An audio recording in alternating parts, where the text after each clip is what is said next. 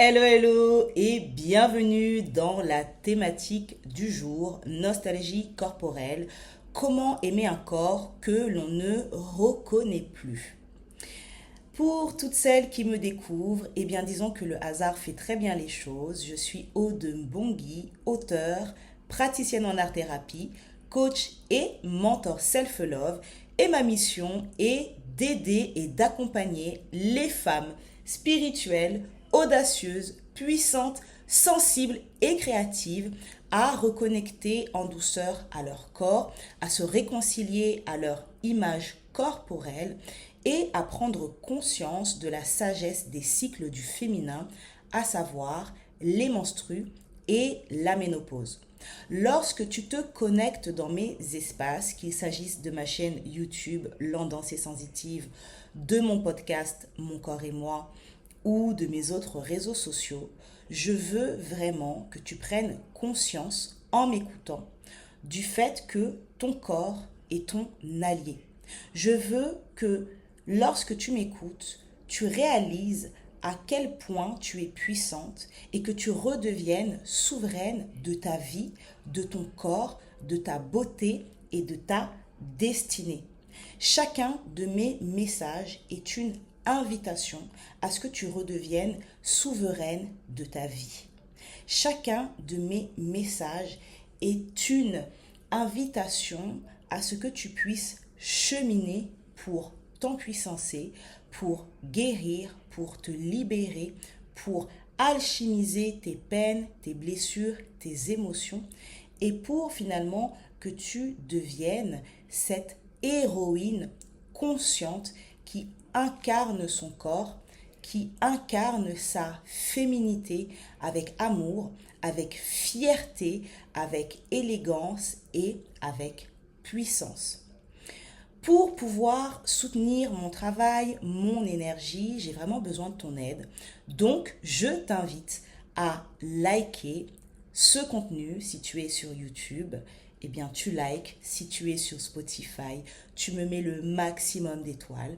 Je vous invite également à me mettre des commentaires doux, à me dire ce que vous inspire mes messages et à partager à toutes les femmes de votre entourage.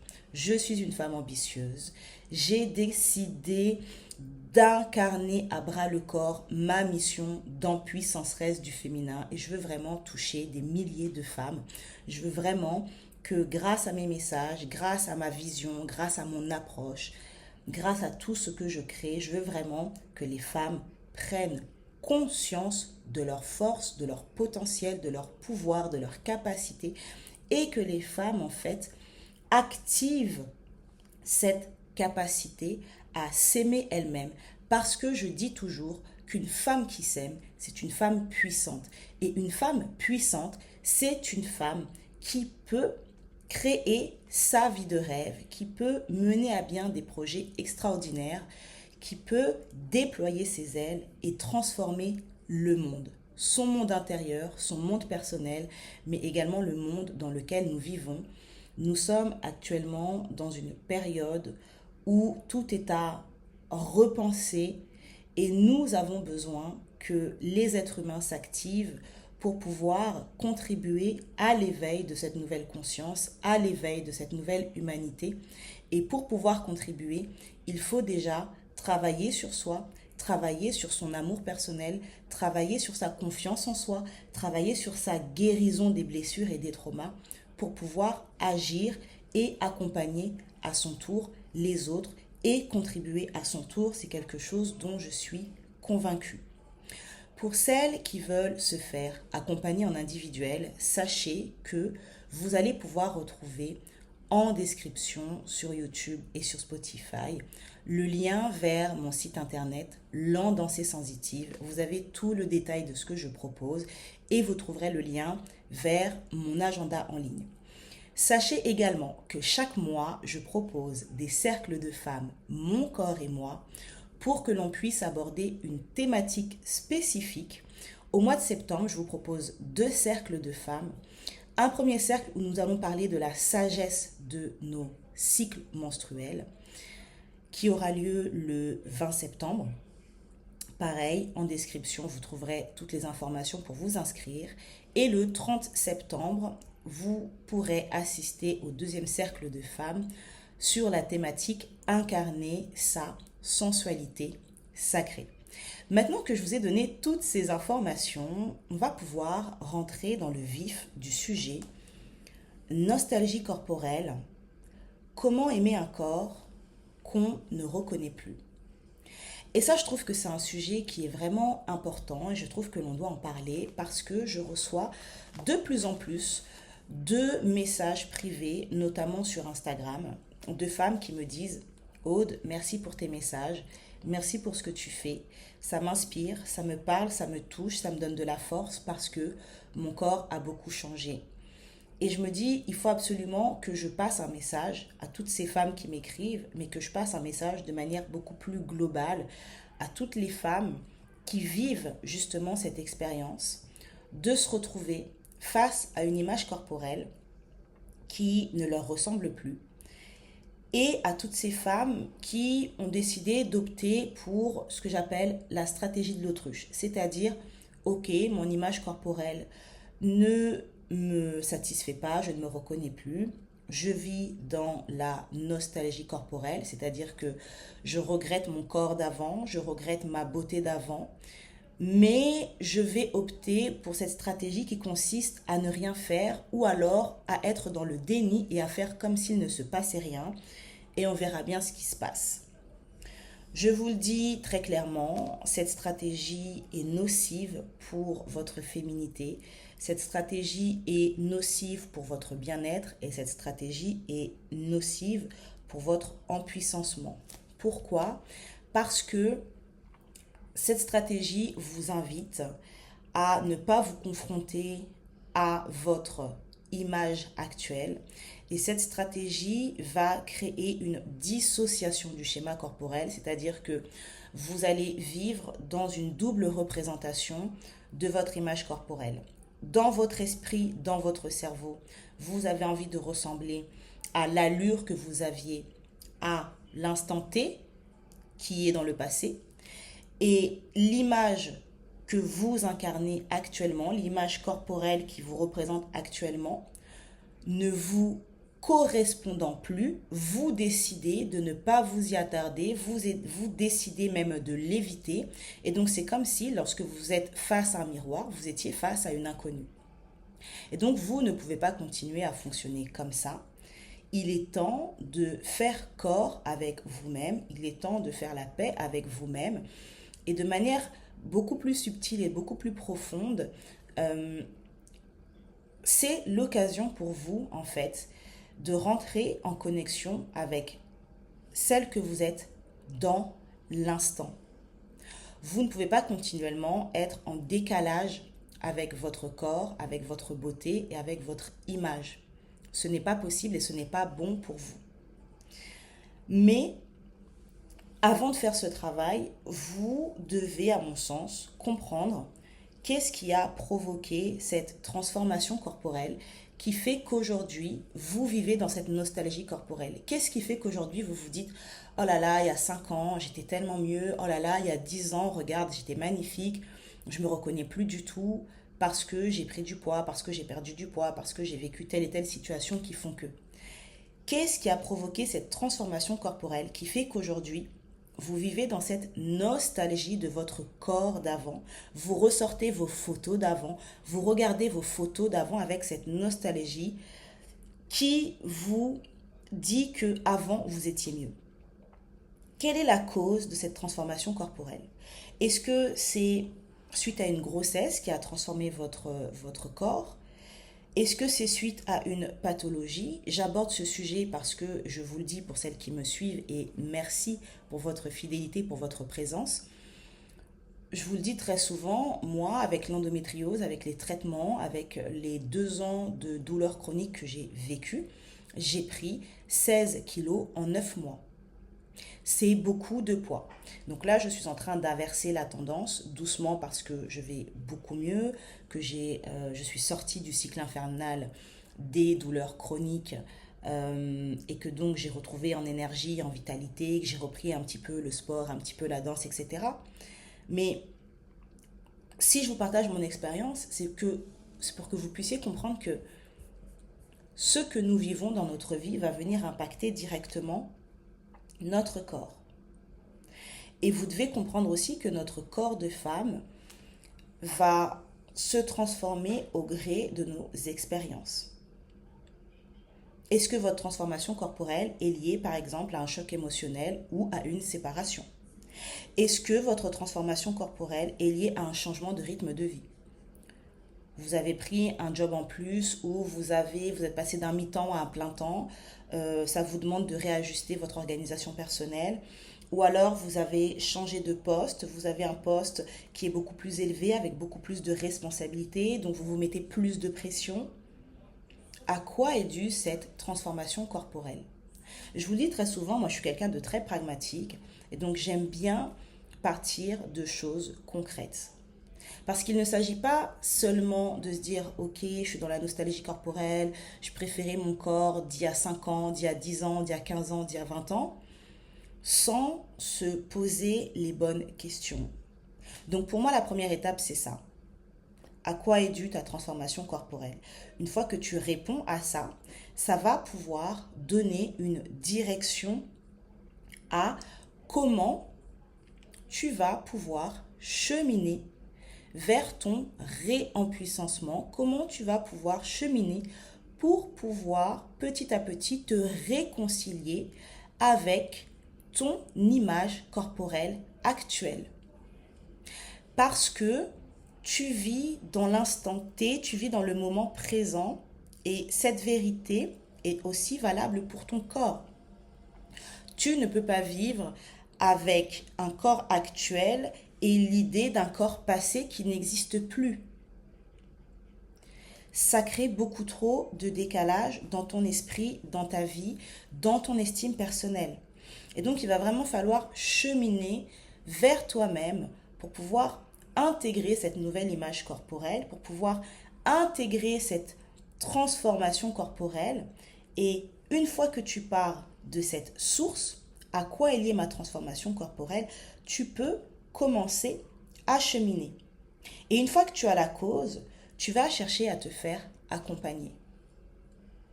Parce qu'encore une fois, la stratégie de l'autruche qui consiste à dire oh, c'est pas grave, ça ne fonctionne pas sur le long terme. Te cacher derrière des vêtements amples et sombres, ça ne fonctionne pas sur le long terme. Éviter les miroirs ou carrément supprimer les miroirs de chez toi, ça ne fonctionne pas sur le long terme. Arrêter de prendre soin de toi, de ton corps, de ton alimentation, de ta peau, de tes cheveux, ça ne fonctionne pas sur le long terme. Donc soit tu prends à bras le corps cette problématique et tu décides de la faire tienne et de te dire ok là il est temps que j'entame ce travail de réconciliation avec moi-même, avec mon corps, avec mon image corporelle, avec ma beauté, avec ma féminité. Soit tu continues à t'oublier à petit feu. Mais quand on s'oublie à petit feu, on se désincarne symboliquement. Suivez-moi de manière très attentive, je parle de symbolique, ok? Sauf que pour mener à bien une vie de femme épanouie et épanouissante, tu as besoin d'être incarné dans un corps. Dans un corps dans lequel tu te reconnais, dans un corps dans lequel tu es en phase, dans un corps dans lequel tu prends plaisir à vivre l'expérience de la vie.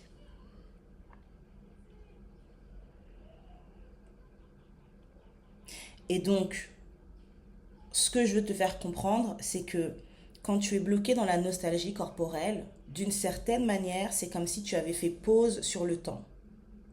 Je vais te donner un exemple qui me vient là maintenant. C'est comme si tu regardes une série que tu adores. Tu regardes une série que tu adores avec les personnes avec qui tu vis. Donc tes enfants, ton mari, ta compagne.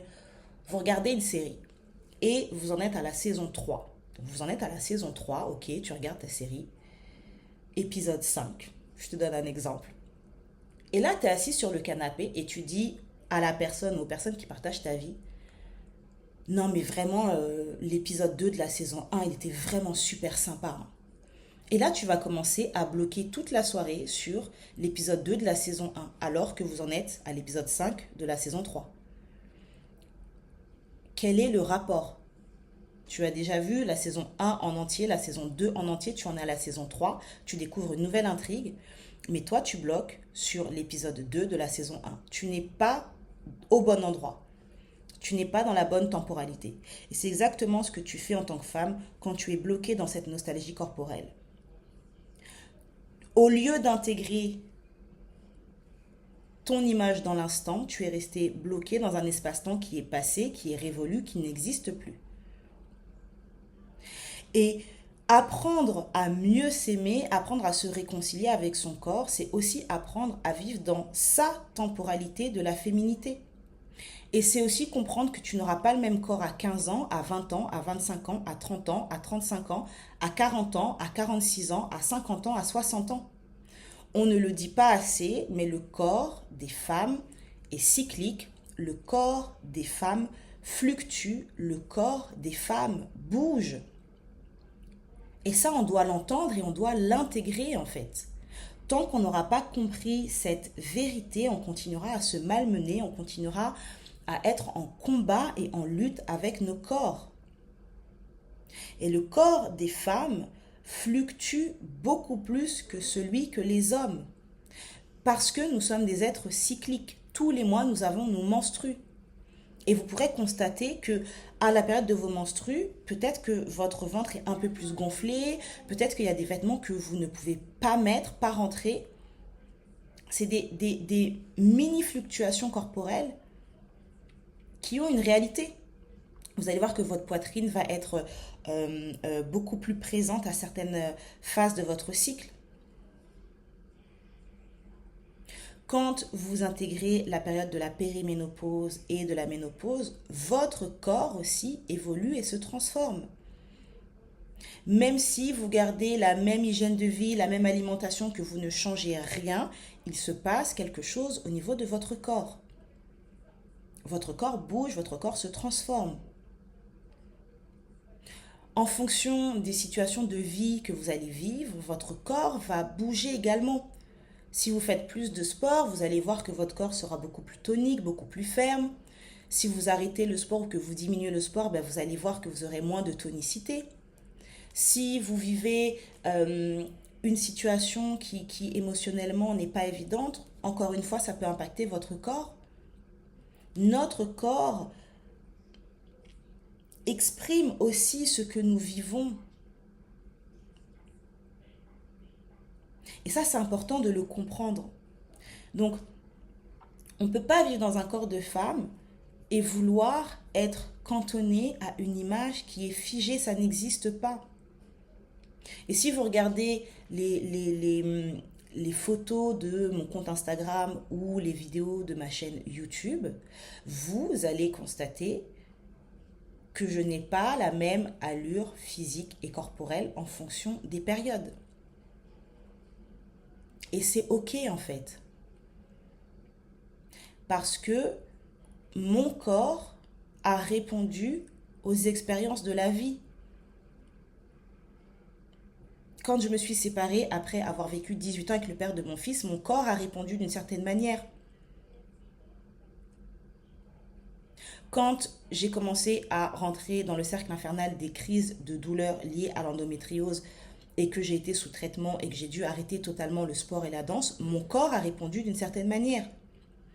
Lorsque j'ai réussi à sortir des douleurs chroniques, que j'ai retrouvé ma vitalité, que j'ai mis en place un certain nombre de choses au niveau de mon alimentation, au niveau de mon accompagnement pour aller mieux, au niveau des compléments alimentaires, etc., mon corps a répondu. Et en fait, c'est tout à fait logique. Votre corps, en fait, c'est vraiment l'espace qui vous accompagne tout au long de votre vie. Donc, il ne peut pas être figé. Et ça, c'est important de l'entendre et de le comprendre. Parce que ça va vous permettre aussi d'avoir beaucoup plus de douceur à l'égard de vous-même, à l'égard de votre corps. Et plutôt que de vous auto-flageller, plutôt que de vous malmener, plutôt que de vous dire des vilaines choses, vous allez vous dire tout simplement, bah ok, là j'ai vécu telle situation de vie, ça a eu tel impact sur mon corps, et voilà maintenant ce que je décide de mettre en place. Et pour celles qui décident d'intégrer un accompagnement individualisé avec moi en art-thérapie et en coaching self-love, vous allez voir qu'on va travailler beaucoup avec le mouvement, avec la danse, avec l'écriture. Lorsque tu écris, tu peux mettre des mots sur la perception que tu as de ton corps. Tu peux t'exprimer sans filtre. Tu peux mettre des mots, M-A-U-X, sur tes mots, M-O-T-S. Et ça, c'est extrêmement puissant et c'est extrêmement libérateur. Lorsque tu crées, lorsque tu dessines, tu vas pouvoir donner une forme extrêmement créative et c'est une manière de sublimer ton identité. Et ça, c'est extrêmement beau, c'est extrêmement fort et c'est vraiment une démarche d'empuissancement très claire.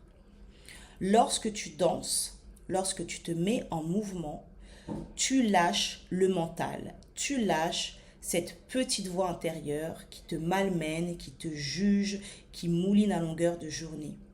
Quand tu te mets à danser, quand tu te mets en mouvement, tu peux reconnecter très directement avec ta beauté corporelle, sans jugement, sans filtre. Et là, tu prends conscience du fait que ton corps est juste extraordinaire et que ton corps est capable de bouger, de se mouvoir, de danser et de créer quelque chose d'extrêmement beau. Et depuis peu, j'ai décidé d'intégrer le massage et ça faisait quelques temps que ça tournait dans ma tête cette idée parce que je crois que accompagner les femmes sur la thématique que j'aborde, à savoir le self-love, la réconciliation avec son corps et le retour à la sagesse des cycles du féminin, c'est aussi revenir à la matière corporelle. Et je trouve que lorsque tu te fais masser, tu ressens très directement ce retour à la matière corporelle. Tu prends conscience de ton espace corporel. Tu prends conscience d'endroits auxquels tu ne penses pas forcément. Tu découvres aussi qu'il y a des espaces où tu avais des tensions et tu ne t'en rendais pas forcément compte. Et ça, c'est très précieux d'avoir cette approche globale. Donc, si tu veux en savoir plus, tu te rends sur mon site internet L'Endancée Sensitive. Il est juste magnifique. Vraiment, je suis très fière de mon site web. Je l'ai fait toute seule. Et là, je commence à être satisfaite à 90% de mon site. Je travaille dessus je dirais, depuis le mois de juin. Avec des pauses, bien sûr. Hein. Mois d'août, j'ai pas travaillé. Mais à chaque fois, j'ai une idée, une vision, etc. Mais là, je commence à sentir que mon site est bien. Donc, allez sur l'Endancée Sensitive. Vous avez en description et sur YouTube, en commentaire épinglé, le lien pour pouvoir découvrir mon approche, mon travail et pour pouvoir démarrer un accompagnement avec moi. Donc, sur cette thématique de la nostalgie corporelle, on arrive pratiquement à la fin du thème du jour. Ce que je veux vraiment vous faire comprendre, c'est que la nostalgie corporelle dans laquelle tu te trouves aujourd'hui te maintient bloqué dans un espace-temps qui est passé et qui t'empêche de connecter à ton identité corporelle du moment, qui t'empêche à connecter à ta beauté féminine du moment. Parce que oui, peut-être que ton corps a changé, cependant, tu ne restes pas, tu n'es pas moins belle, tu n'es pas moins désirable, tu n'es pas moins intéressante. Le truc, c'est que tant que tu continues à être dans cet espace où tu ne reconnectes pas avec ton identité corporelle du moment, tu ne pourras pas te rendre compte de la beauté que tu incarnes. Tu ne pourras pas te rendre compte des potentiels de ton corps. Tu ne pourras pas savourer ton corps tel qu'il est dans l'instant. Et renouer avec son corps dans l'instant, ça ne veut pas dire s'obliger à accepter ce qu'on n'apprécie pas sur soi. Je ne suis pas en train de te dire, ok, tu vas fermer les yeux sur ce que tu n'apprécies pas du tout. Je suis en train de te dire, tu vas apprendre déjà à reconnaître ton corps tel qu'il est dans l'instant. Première étape. Deuxième étape, tu vas apprendre à poser un autre regard sur ton corps tel qu'il est dans l'instant. Parce que, ok, peut-être que ton corps tel qu'il est dans l'instant ne te plaît pas, c'est pas une raison pour passer ton temps à te malmener. Le regard que tu poses sur toi, les jugements ultra méchants et ultra sévères que tu t'infliges à longueur de journée, tu ne le ferais même pas vivre à ta pire ennemie ou à ton pire ennemi. Donc il est temps aussi de déposer les armes et d'apprendre à être beaucoup plus douce avec la femme que tu es. Troisième étape, ok, je pose un autre regard, j'apprends à me réconcilier avec mon corps, j'apprends à vivre avec mon corps, avec mon identité corporelle dans l'instant et pas l'identité corporelle qui appartient au passé, ok? Maintenant, je reconnais aussi ce qui ne me convient pas et ce que je peux améliorer. Je vais vous donner mon exemple. J'ai pris 16 kilos avec l'endométriose, les crises de douleur et les traitements. J'ai appris à aimer mon nouveau corps, même si il y a clairement eu une transformation, hein, ça c'est clair et net.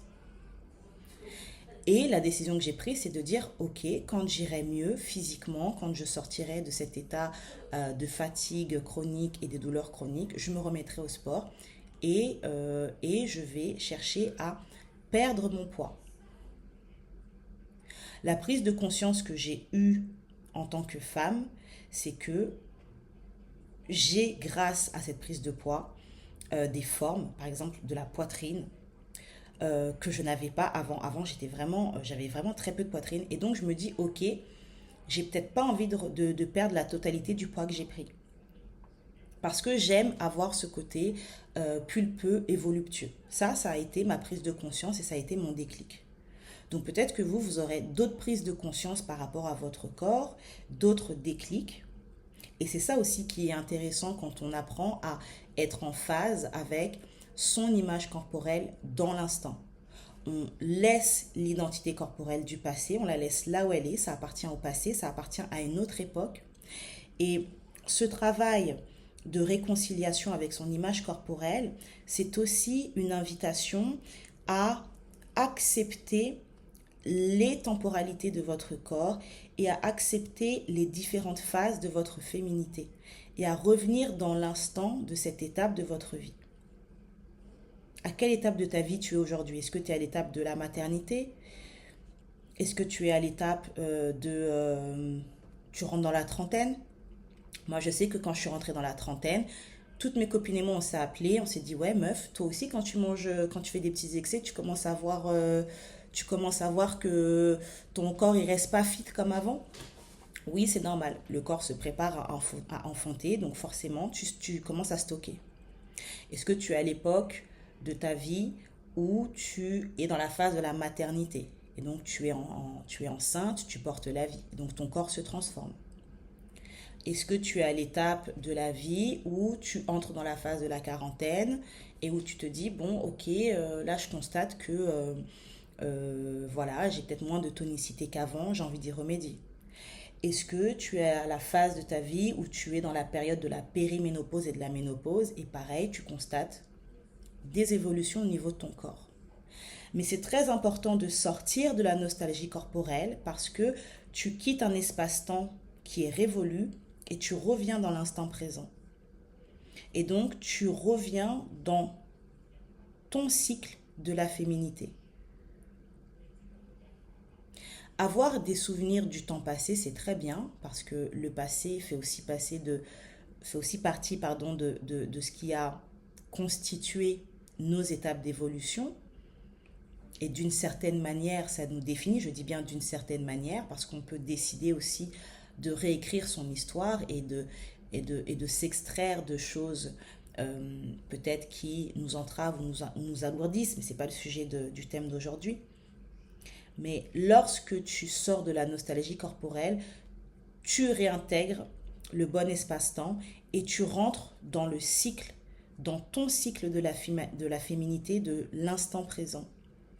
Et ça, c'est hyper important parce que si tu n'apprends pas à faire ce travail, tu vas faire partie de ces femmes qui vont passer leur vie à être constamment à côté d'elles-mêmes.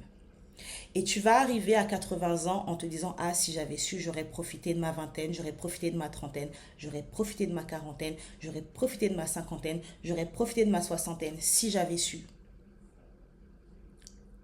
Donc, j'ai pas envie de ça pour toi. Donc, je veux vraiment que tu comprennes là, tout de suite, maintenant en m'écoutant, que la vie se vit dans l'instant, que le passé appartient au passé et que tu vis ta féminité dans l'instant présent et que te réconcilier avec ton image corporelle dans l'instant présent, c'est aussi t'offrir le cadeau d'être aligné à ta temporalité corporelle et d'être aligné à ton cycle du féminin dans l'instant, au lieu d'être à côté de la plaque constamment et de vivre constamment dans le regret. J'ai passé mon message du jour. J'espère que la thématique vous aura plu. Je vous invite à prendre soin de vous, à prendre soin de vos rêves. Rappelez-vous que votre cœur, votre corps et votre utérus sont les sièges de votre pouvoir. Je vous dis à très vite pour d'autres contenus et à bientôt. Bye bye.